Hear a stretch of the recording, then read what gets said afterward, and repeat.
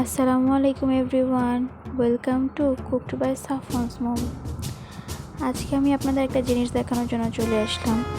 আমি নর্মালি আমার chocolate cake হোক বা ভ্যানিলা কেক হোক, সেই অর্ডারগুলো কীভাবে কমপ্লিট করি। এখানে আমি চকলেটের একটা পিসের সেখানে আমি নিউট্রেলার সিরাপ ব্যবহার করছি।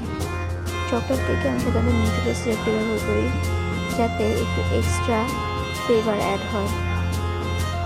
এবং আমি এখানে যে ক্রিমটা ইউজ করছি সেখানেও কিন্তু ইমালশনের সাথে নিউট্রেলা ব্যবহার করে তারপর ক্রিমটা মিক্স করেছি।